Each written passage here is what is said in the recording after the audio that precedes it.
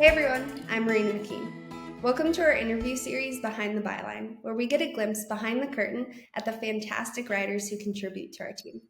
Joining me today is Nina Kulenkampff. Let's kick things off. Hey Nina, how's it going? Hi, I'm good. How are you? Good to have you here. Super excited to chat with you today. The first question I have for you today, what got you into the world of content marketing?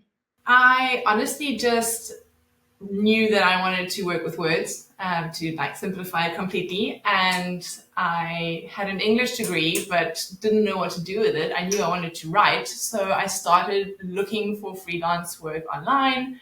I found a random blog that paid absolutely nothing, but I loved writing about wine in the winelands in South Africa and just kind of built a little portfolio and then met the right person, the right client who took me on and then took me over to ClearVoice.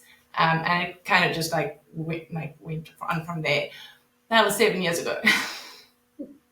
Awesome. Yeah, I was going to say, you have been here longer than I have. You've always been around. I was wondering how long that had been. So 7 years, congrats. That is super exciting.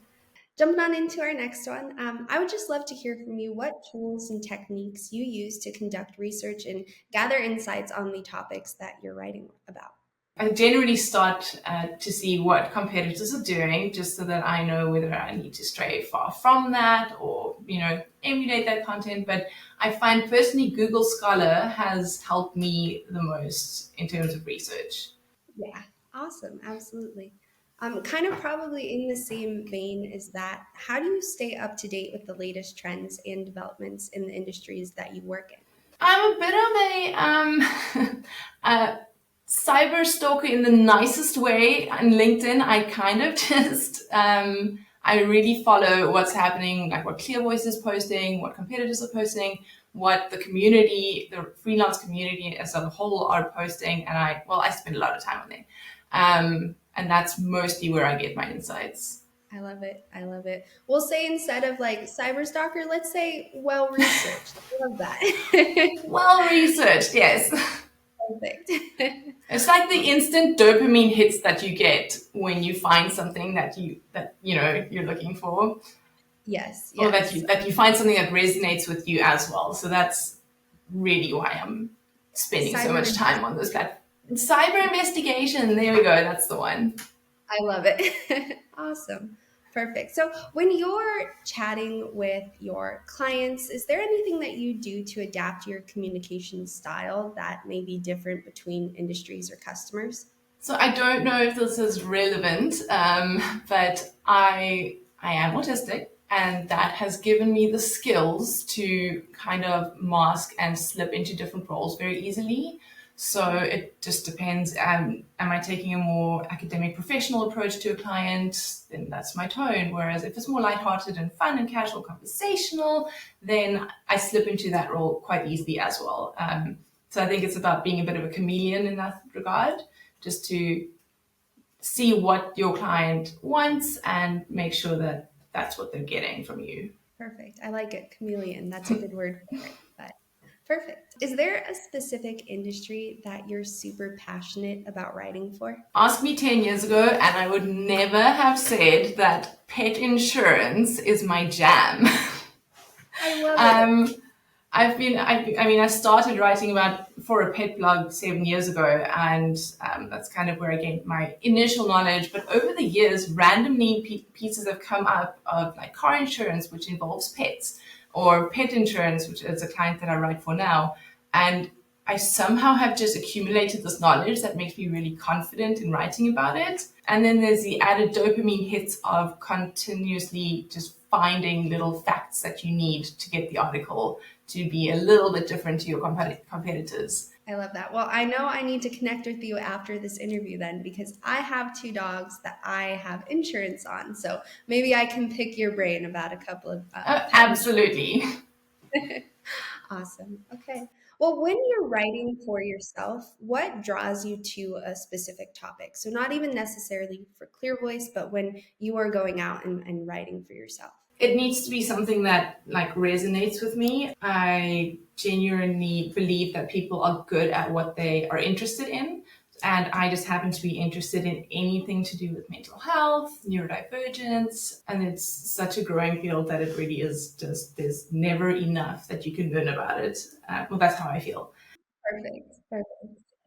So, have you ever written an article that resonated with an audience in a way that you maybe didn't expect? Again, pulling on the mental health strain, I had a client many years ago that it was a mental health blog, and I wrote some pieces. One of them was like on something random, like a post box somewhere on a beach somewhere in America, where you where people left postcards and other people read them, and that post. The commentary on that post was something unexpected, because so often you will write content and you submit it and you never see it again. But this was actually one where I could follow up and see what was happening on the piece and people's responses to it, and it made it all feel a little bit more important, which is a really nice feeling. I think one of the best things about writing and when you're writing is being able to connect with people through what you've written. That is such an exciting experience, and I'm so excited that you got to experience that too. So, we're going to hop into a few, I like to call them you centric questions. So, you mentioned in your pre interview questionnaire that you have a passion for mental health and your research on neurodivergence in the workplace. Can you share with us a little bit about what brought you into this research and any insights that you'd like to share from your findings? I was only diagnosed with autism and ADHD last year at the age of 35. So that was a bit of a shocker. And obviously, this opened up a whole new world and a whole new topic for me that I'd never explored before. I've always thought about, to what extent mental health illnesses are a disability in the workplace, because you can't necessarily, you can take a mental health day, but is it like legal? Is it legally acknowledged, or do you get paid leave? Is it unpaid leave?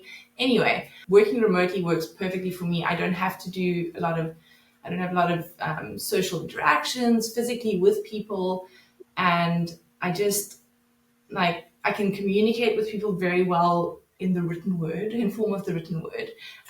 So like typing to people, I'm very comfortable with that. But anyway, it's just about in the workplace, in a physical work environment, what accommodations are being made to ensure that you're getting the most out of your neurodivergent staff and employees.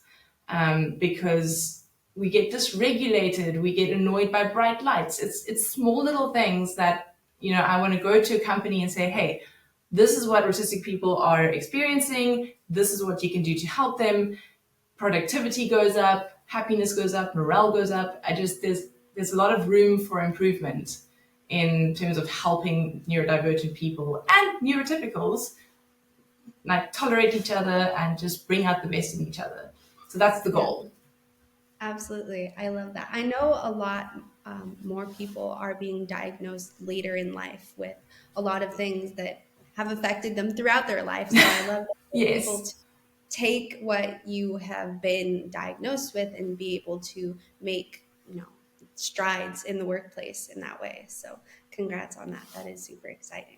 But you Thank you. also mentioned to us that you do love all things Dungeons and Dragons, which has a lot of storytelling components. Has your work as a writer influenced how you play the game or vice versa?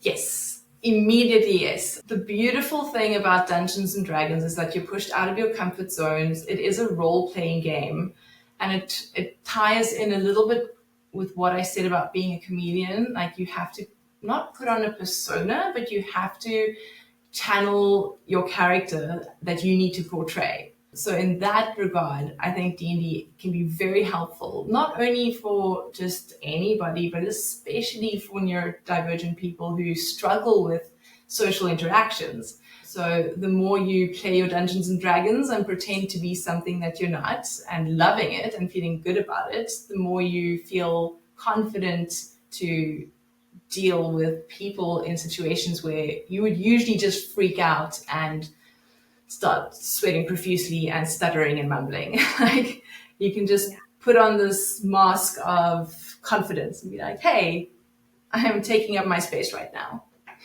Awesome. Yeah, that's such a cool perspective on it. I really love that. Okay. So, what are your future goals or aspirations as a content writer and strategist? Oh, the big dream. Okay, there's two. On the one side, I want to get my master's in psychology. I think it's going to be a very interesting field. And once I have that, obviously, write all the academic things about it, all the life parenting mom blogs that I need to surrounding that content. I think that that messaging can come through in so many different forms and formats that there's a lot to say and many ways to say it. So that's stream one. And then I really want to write children's books. And it's an art. It is not as easy as one might think it is. Sure. Yeah, absolutely. Cool. Well, I am rooting for you. If I know anything about you, Thank it's that you.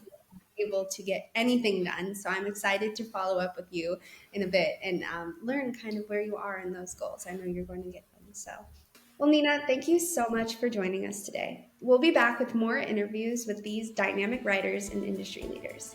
To learn more about our amazing content specialists, visit clearvoice.com.